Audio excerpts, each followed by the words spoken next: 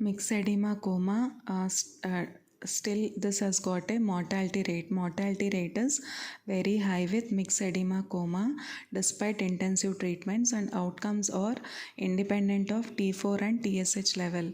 So this myxedema coma, what are the clinical manifestations? So there will be coma will be there, no? So conscious level will be reduced. Patient will be having seizures, and patient will also be having other features of hypothyroidism. So in myxedema coma, because it is a coma, there is reduced level of consciousness and it is associated with seizures, and patient can have hypothermia. So hypothermia, it will be the temperature will be 23 degrees centigrade. And so what will be the history? There will be a history of treated hypothyroidism will be there, but poor compliance will be there, or patient may be previously undiagnosed. So patient will have poor compliance or patient will be undiagnosed. So this myxedema coma, no, this almost always occur in the elderly. So when does this myxedema coma occur? It almost always occurs in the elderly, and it is usually precipitated by factors that impair respiration. So how is this myxedema coma precipitated? Any factor which impair respiration. Okay, so what, such as drugs, sedatives, anesthetics, antidepressants. Drugs such as sedatives, anesthetics, antidepressants, pneumonia, congestive cardiac failure, MI, GI bleeding, or cerebrovascular accident. So all these are the precipitating factors. Even sepsis should also be suspected. And even exposure to cold also may be a risk factor. So exposure to cold may also be a risk factor.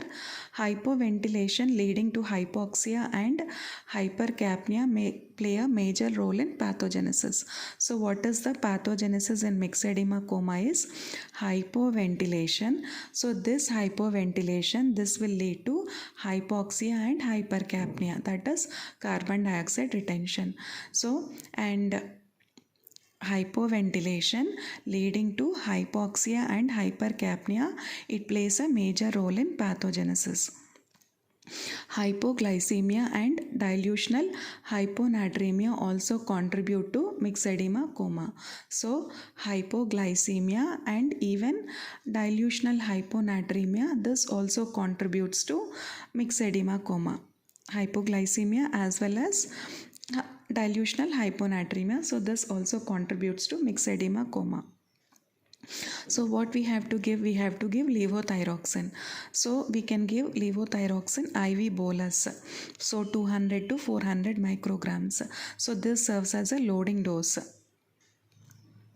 So levothyroxine will be giving IV bolus, and it will be followed by a daily oral dose of 1.6 microgram per kg per day, reduced by 25% if administered IV.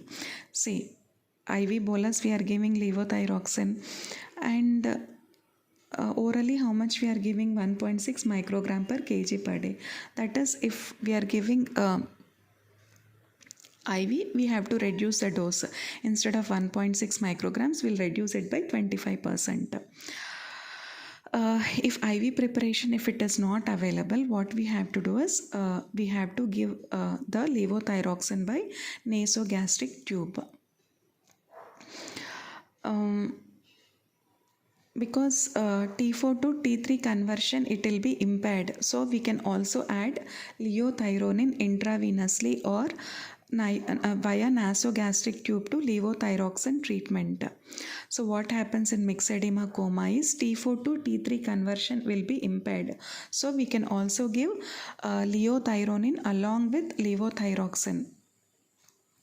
But this excess, what is the side effect of this excess leothyronine? Leothyronine is, it has got the potential to provoke arrhythmias. So this leothyronine has the potential to provoke arrhythmias. And an initial loading dose of 5 to 20 microgram leothyronine should be followed by 2.5 to 10 micrograms 8th hourly. So loading dose of leothyronine will be 5 to 20 micrograms. it will be followed by 2.5 to 10 microgram 8th hourly, and lower doses for those people who have got this cardiovascular risk. Apart from this levothyroxine and leothyronine and the precipitating factors of myxedema coma, we have to give supportive therapy. So if temperature is less than 30, we have to give external warming. We have to correct the metabolic disturbances. So if temperature is low, so this will cause cardiovascular collapse. So if temperature is low, it will cause cardiovascular collapse, and space blanket should be used, and parenteral hydrocortisone should be administered. So because in profound hypothyroidism there also will be adrenal insufficiency. So in profound hypothyroidism there also will be adrenal insufficiency. So parenteral hydrocortisone 50 mg every 6 hourly should be administered, and any precipitating factors should be treated. So early use of broad spectrum antibiotics, we have to exclude the infection, and ventilatory support with regular blood gas analysis usually needed during the first 48 hours. Hypertonic saline or IV glucose may be needed if there is severe hyponatremia or hypoglycemia. So hypoglycemia and hyponatremia will be there. So we have to treat hypoglycemia and hyponatremia, and hypotonic IV fluid should be avoided because they may exacerbate water retention. So we have to avoid the hypotonic IV fluids. Why? Because this hypotonic IV fluids, they exacerbate the water retention because of reduced renal perfusion.